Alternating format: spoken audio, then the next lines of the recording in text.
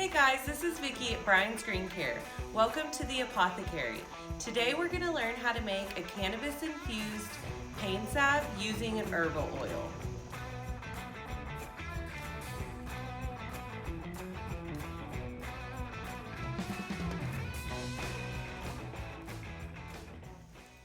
The first step in today's process is making an herbal oil. Herbal oil is infusing herbs or botanicals into an oil for the medicinal benefits. The first herb that we have today is arnica. Arnica is great for healing bruises, wounds, insect bites, burns, and it also has great analgesic properties, so it's good for arthritis pain. The next herb that we're going to use is calendula. Calendula soothes the skin. It's good for acne healing, healing scars. It's good for dry skin, psoriasis, and eczema. So we want to put both these herbs in and fill the jar almost all the way to the top, and then we're going to immerse the herbs with an olive oil. After you create this blend, we're going to steep it. There are several different ways that you can steep herbal oils. We use the solar steeping method, which means we steep these in the sun. So we're going to solar steep for 2 to 4 weeks. You could steep on a stove. You would do that. You would put this concoction into a pan and you would want to double boil it for 1 to 2 hours, or you could put them in a dark, cool cabinet and you would want to steep them for 4 to 6 weeks. After you have made your blend, the next important part is to label what herbs and oils and the date. Our next step is going to be to drain our herbal oil. So this has been steeping since 4/1. You can see that it's labeled there. If you wanted to stove steep your oil so you could have it ready in the same day, that would be fine. As we mentioned before, you would do those for 1 to 2 hours. You do not want to exceed temperatures of 160 degrees when you are stove steeping. So you can see that this beautiful herbal oil is now golden. It has taken on the medicinal properties of the herbs as it has steeped in them for 2 to 4 weeks. And now we're left with this great medicinal herbal oil.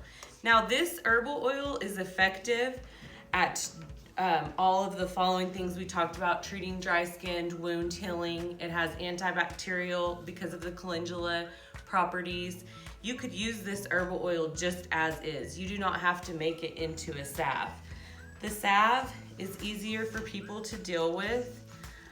It's thicker. So we're gonna add beeswax to it, and that makes it more like a cream or an ointment.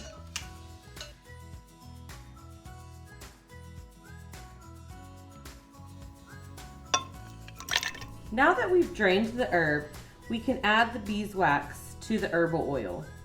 We'll want to double boil this mixture until the beeswax is completely melted.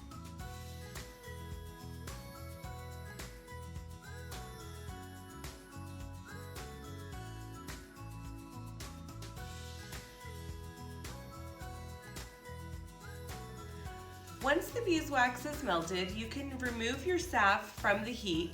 I keep the salve in the hot water while I'm working and adding my concentrate and my essential oil. That way it stays warm enough for everything to completely immerse together. So I have an isolate CBD concentrate.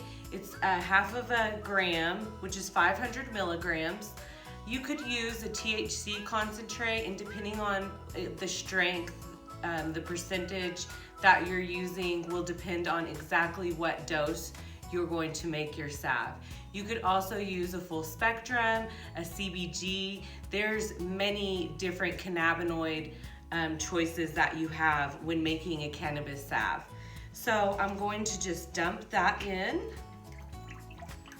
And really quickly, this isolate is going to dissolve. If you had something that was a little more a full spectrum, an RSO that was a little more tacky, you could double boil it. You just want to make sure not to exceed temperatures of 160 degrees. I really like to stay at 150 degrees when I'm making my salves. And then you can add a few drops of an essential oil of your choosing, and you can treat those medicinally when adding them as well. So if you wanted to use a peppermint and a eucalyptus and ginger, black pepper kind of type of mixture for pain, anything that you want to blend as far as the essential oils, it's up to you. And then we're ready to pour after everything is mixed together.